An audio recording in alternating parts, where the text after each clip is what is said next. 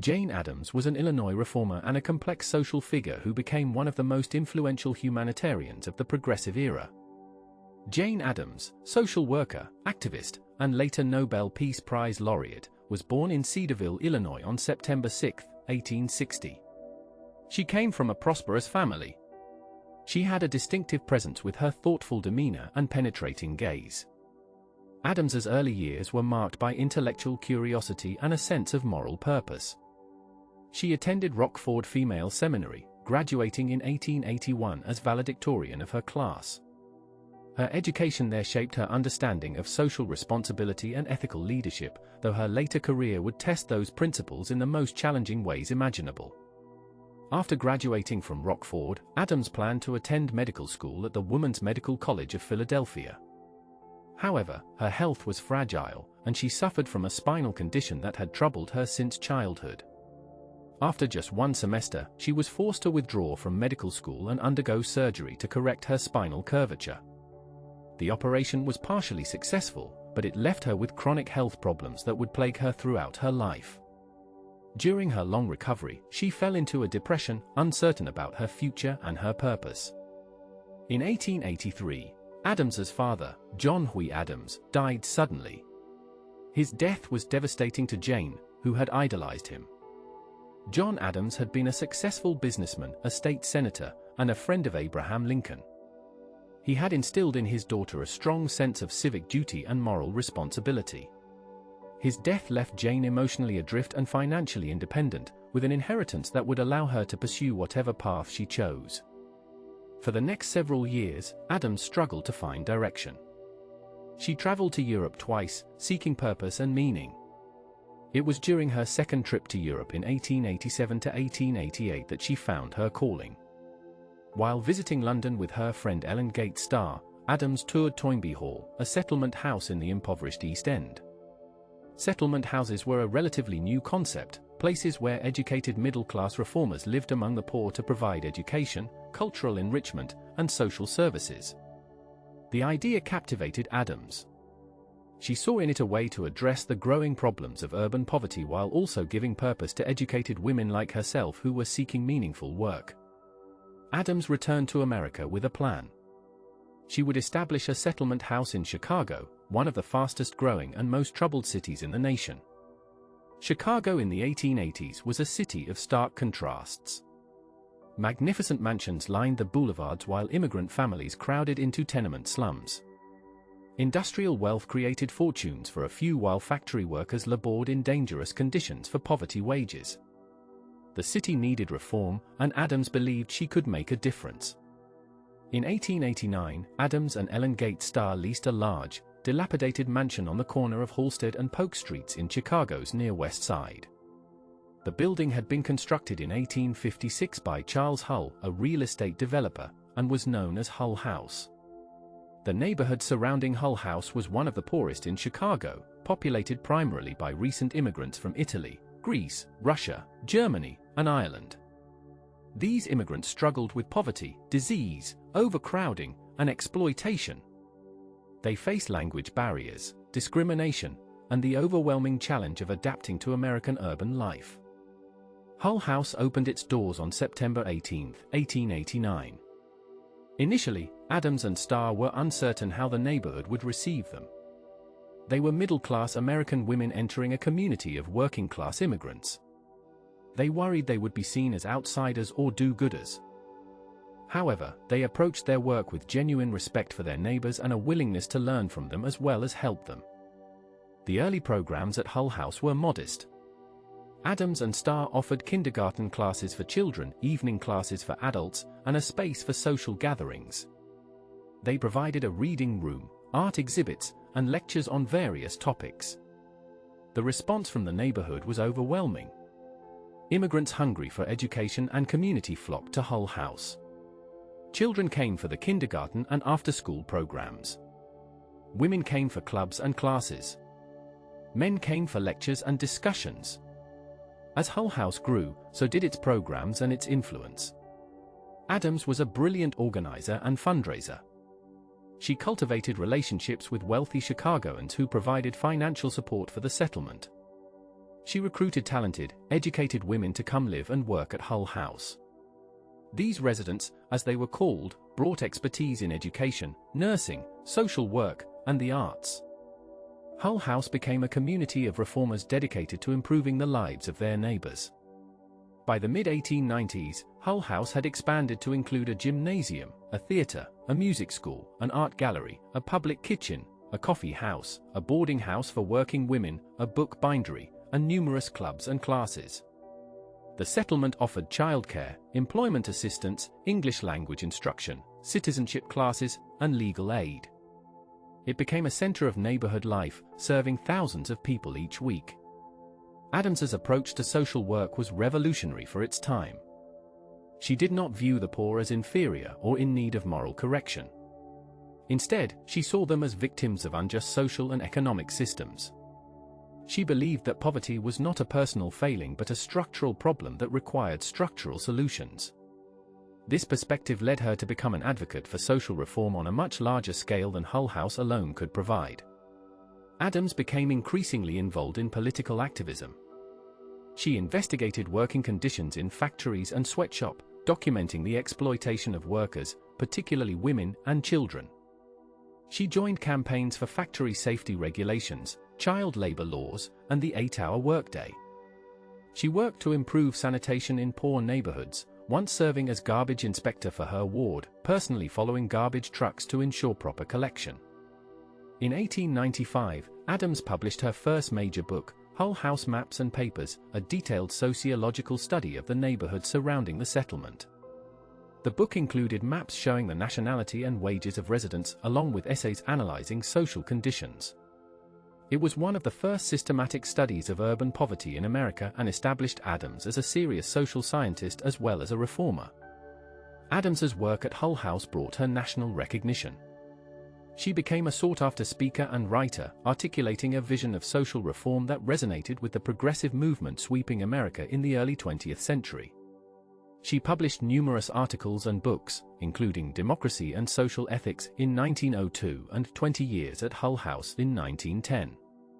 Her autobiography became a bestseller and introduced millions of Americans to the settlement house movement and the philosophy behind it. Addams was particularly concerned with the welfare of women and children. She was a strong advocate for women's suffrage, believing that women needed the vote to effectively advocate for social reforms. She served as vice president of the National American Woman Suffrage Association and campaigned tirelessly for voting rights. She also worked to establish the first juvenile court system, arguing that children who broke the law needed rehabilitation, not punishment. Her advocacy helped create a new approach to juvenile justice that recognized the special needs of young offenders. In 1909, Addams became the first woman president of the National Conference of Charities and Correction, a major professional organization for social workers. This appointment reflected her standing as the leading figure in American social work. She used the position to advocate for professional standards in social work and for government responsibility in addressing social problems. Addams also became involved in labor disputes, often mediating between workers and employers. She sympathized with workers' demands for better wages and conditions but also sought to find practical compromises. During the Pullman strike of 1894, she attempted to mediate between the strikers and the Pullman Company, though her efforts were unsuccessful. Her involvement in labor issues sometimes brought criticism from both sides, with radicals viewing her as too moderate and conservatives seeing her as too sympathetic to labor. As Addams's influence grew, so did Hull House. By 1907, the settlement had expanded to include 13 buildings occupying an entire city block. It employed dozens of staff members and served thousands of people daily. Hull House had become a model for settlement houses across America and around the world. Addams's success inspired the creation of hundreds of similar institutions in cities throughout the United States. However, it was Addams's work for international peace that would ultimately bring her the greatest recognition and the most severe criticism. As World War I approached, Addams became increasingly concerned about the drift toward military conflict. She had always been skeptical of militarism and believed that international disputes should be resolved through negotiation and arbitration rather than warfare. In 1915, Addams helped found the Woman's Peace Party and served as its chairman. When war broke out in Europe, she became one of the most prominent voices for American neutrality. She traveled to Europe as part of an international delegation of women seeking to mediate an end to the war. The delegation met with government officials in warring nations, proposing continuous mediation as an alternative to continued bloodshed. When the United States entered World War I in April 1917, Addams refused to support the war effort. She maintained her pacifist principles even as the nation embraced the war with patriotic fervor. This stance cost her dearly. She was denounced as unpatriotic and even traitorous. Former admirers turned against her. She was expelled from the Daughters of the American Revolution. Newspapers that had once praised her now attacked her. Speaking invitations dried up. For a woman who had been one of America's most beloved public figures, the fall from grace was painful and isolating. Addams stood firm in her convictions despite the personal cost. She continued to speak against the war and to advocate for peace. She worked with Herbert Hoover's food relief program, one of the few war-related activities she felt she could support in good conscience. She also defended the civil liberties of conscientious objectors and others who opposed the war, even as the government and vigilante groups persecuted them. After the war ended in 1918, Addams worked to provide relief to war-torn Europe. She helped organize food shipments to starving populations in Germany and other defeated nations.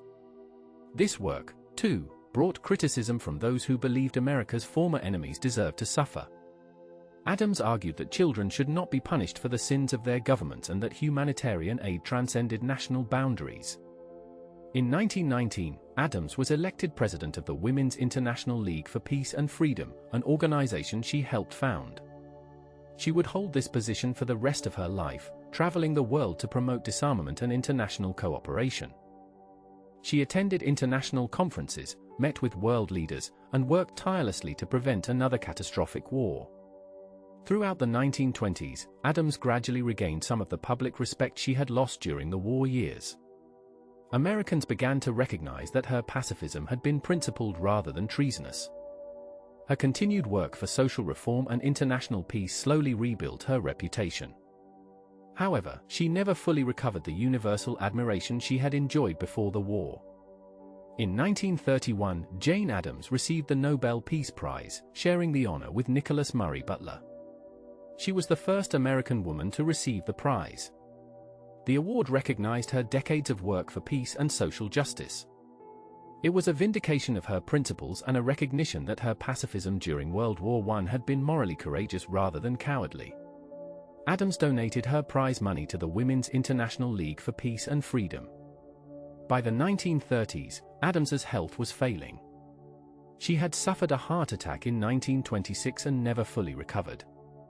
She continued to work at Hull House and for her various causes, but at a reduced pace. She underwent surgery for cancer in 1935, but the disease had spread too far. On May 21, 1935, Jane Addams died at the age of 74 in Chicago. Thousands attended her funeral, including immigrants whose lives she had touched, fellow reformers who had worked beside her, and public officials who had come to respect her vision.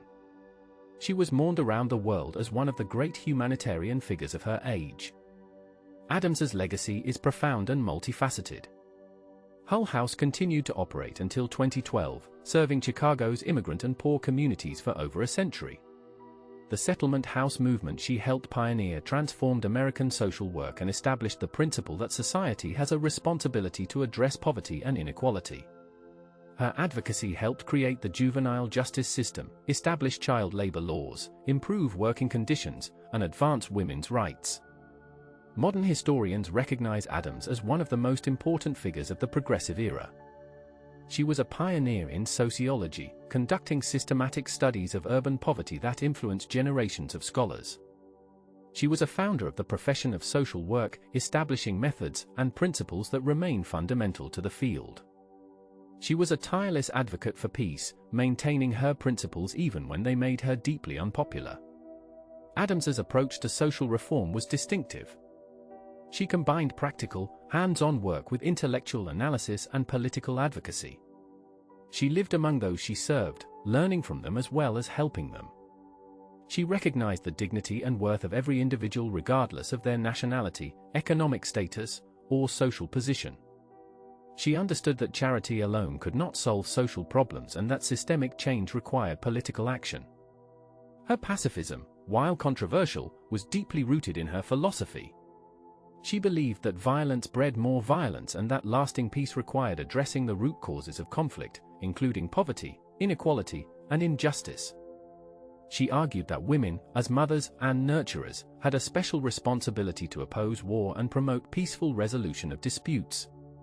While her gender-based arguments may seem dated today, her fundamental insight that peace requires justice remains relevant. Addams was also a pragmatist who understood that reform required compromise and patience. She worked with people across the political spectrum, building coalitions to achieve specific goals. She was willing to accept incremental progress when revolutionary change was impossible. This pragmatism sometimes frustrated more radical reformers, but it made her effective in achieving concrete improvements in people's lives. Perhaps Addams's greatest legacy is her demonstration that one person, through dedication and moral courage, can make a profound difference in the world. She showed that social problems are not inevitable but can be addressed through intelligent, compassionate action. She proved that women could be leaders in public life, making contributions equal to or surpassing those of men.